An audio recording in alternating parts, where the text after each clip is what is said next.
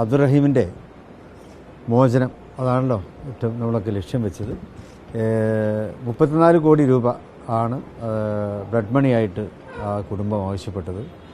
അതൊരു ചാലഞ്ചായിട്ട് തന്നെ അത് ഏറ്റെടുക്കുവാൻ സൗദിയിലെ റിയാദിലെ അബ്ദുറഹീം ഇത്രയും കാലം ഉണ്ടായിരുന്ന റിയാദിലെ സന്നദ്ധ സംഘടനകളൊക്കെ തയ്യാറായി. അവിടെ KMCCയുടെ നേതാവ് അഷ്റഫിൻ്റെ നേതൃത്വത്തിൽ എല്ലാ സംഘടനകളെയും കൂട്ടി, അഷ്റഫ് വേങ്ങാട് എല്ലാ സംഘടനയും കൂടി യോജിപ്പിച്ചുകൊണ്ട് ഒരു മുന്നേറ്റമുണ്ടാക്കി.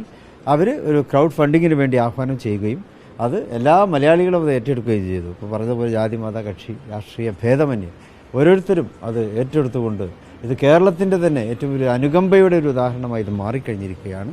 ഏതായാലും അദ്ദേഹത്തിൻ്റെ ജയിൽ മോചനം ഏതാണ്ട് ഉറപ്പായി കഴിഞ്ഞു. ഇനി അദ്ദേഹത്തിൻ്റെ ഉമ്മയെ കാണാൻ നാട്ടിൽ വരാം. പതിറ്റാണ്ടുകളോളം ജയിലിൽ കഴിഞ്ഞ ഒരു വ്യക്തിയാണ്. അപ്പോൾ നമുക്ക് അദ്ദേഹത്തിൻ്റെ ജന്മനാട്ടിലേക്ക് ഇനിയിപ്പോൾ തിരിച്ചു കൊണ്ടുവരാൻ സാധിക്കുന്നു.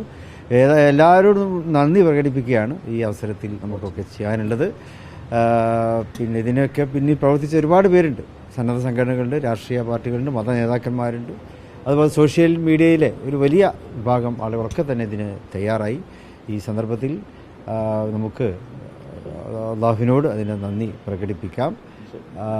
പിന്നെ അഷ്റഫ് വേങ്ങാടും അതുപോലെ തന്നെ ഇതിൻ്റെ ടെക്നിക്കലായിട്ടുള്ള ഇതിൻ്റെ സഹായങ്ങളൊക്കെ ചെയ്ത് ഇതിൻ്റെ ആപ്പ് ഒക്കെ അതിന് നൽകിയത് നമ്മുടെ PM സമീറാണ്. അങ്ങനെ അവരുടെയൊക്കെ പ്രവർത്തനങ്ങൾ ഇതിൽ മുമ്പിലുണ്ട്. അതോടൊപ്പം ഇതിലൊരു ജനകീയമാക്കുന്നതിൽ നമ്മുടെ പ്രിയപ്പെട്ട ബോബി ചെങ്ങന്നൂരിൻ്റെ ആ പ്രഖ്യാപനം സാധിച്ചു.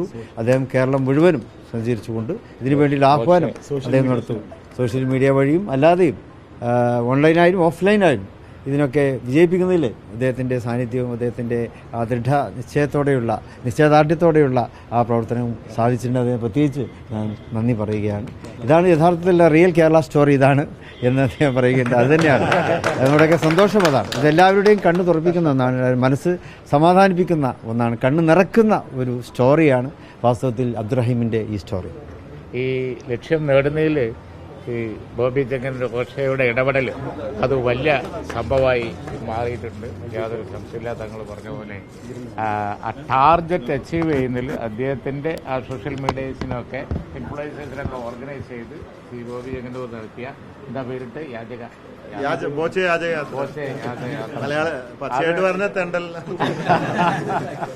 അത് വളരെയധികം അതിനെ സംഖ്യ